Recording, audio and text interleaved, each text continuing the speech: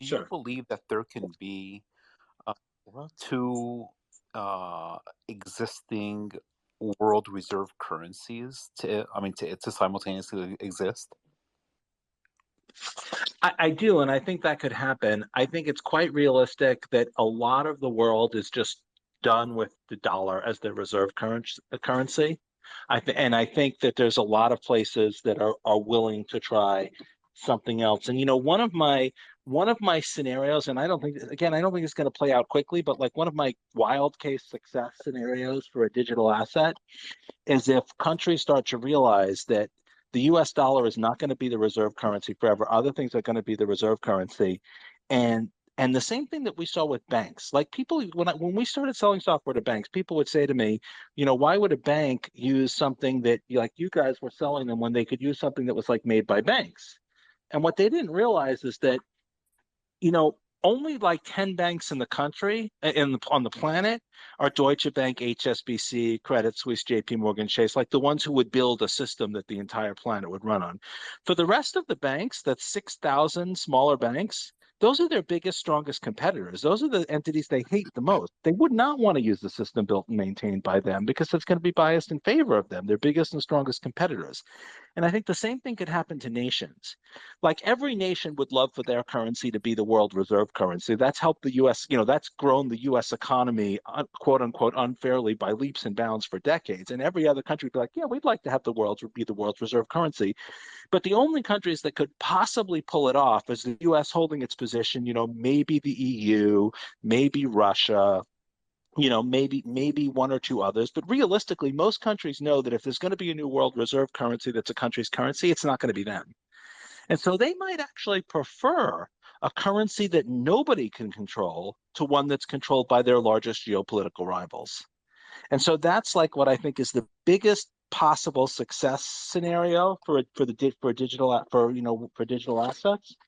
If these countries are like, okay, well, the US dollar can't hold on forever, but it's not going to be our currency because no one's going to want to repeat the US dollar scenario. Nobody but the EU wants the EU to replace the dollar, right? Nobody but Russia wants the ruble to replace the dollar. Nobody but China wants the yuan to replace the dollar. So maybe they could settle on a currency that nobody could control rather than one controlled by their most powerful geopolitical rival. So if you want a success scenario, that's the one that I think is the most likely. But the money question is, how do you get everybody to agree?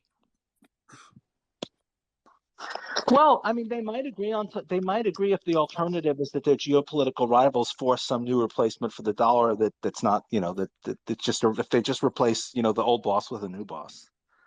If the choice is no boss, if that happens to make a bunch of cryptocurrency people rich, I don't think they're going to see that as too much of a minus. Can I show your face or no? Yeah. Hi, we're here at CBOS, and this gentleman is taking his time to answer a couple questions about blockchain and if it's going to be implemented in the banking system. So, can you let us know how Swift is going to use blockchain for sending money? I'm not sure how Swift going to do it, but for sure they will.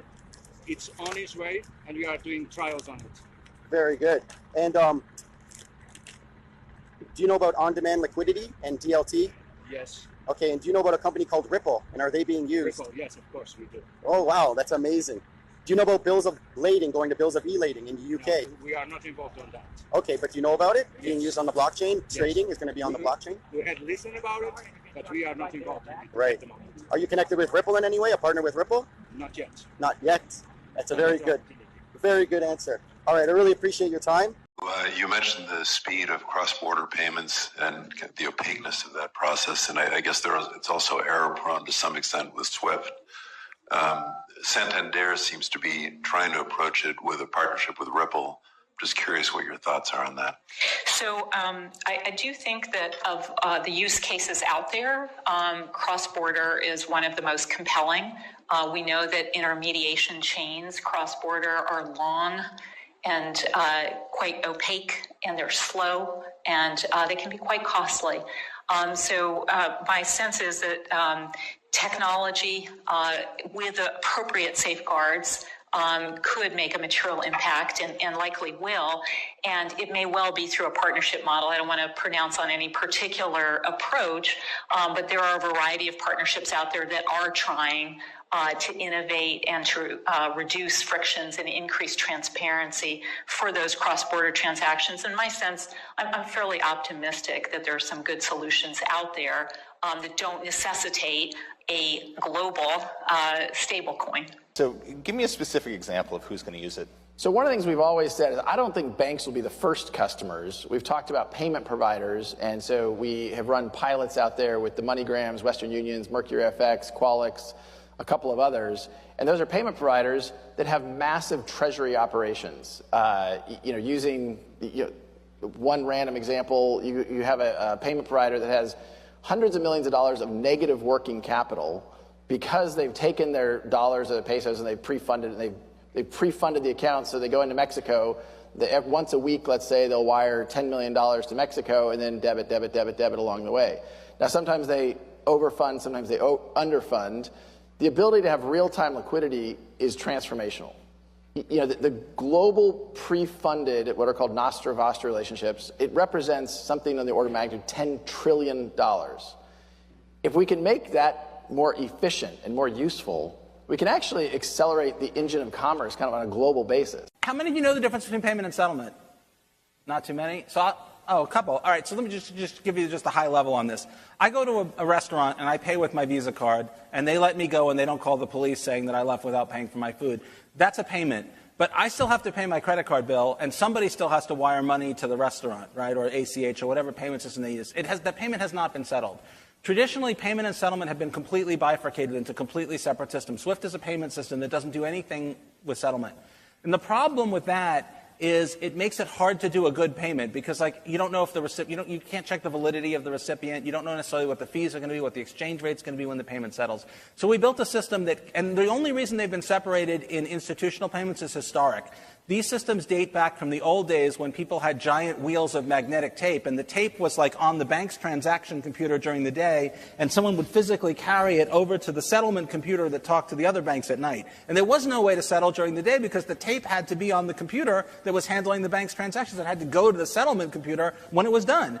I'm not joking. I'm serious. If you look at your glitzy front-end application for your bank, and it's all really cool, and you can access it on your phone, and it's all really, it's 21st century, but you scratch just a couple of layers below the surface, and it's like you took a time machine. If you're lucky, you're in the mid to late 70s. That's when these systems that plumb the movement of money were built, and they are breaking down. Make no, even if blockchain completely fails, even if all cryptocurrencies are a bust, the payment world is going to change because it's terrible. Payments are a multi-trillion-dollar problem.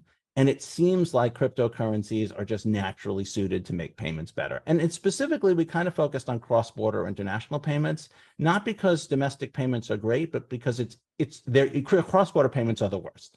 If anyone who's made an international payment probably has stories of bad experiences. And so the worse the thing you start with, the less amazing you have to be better.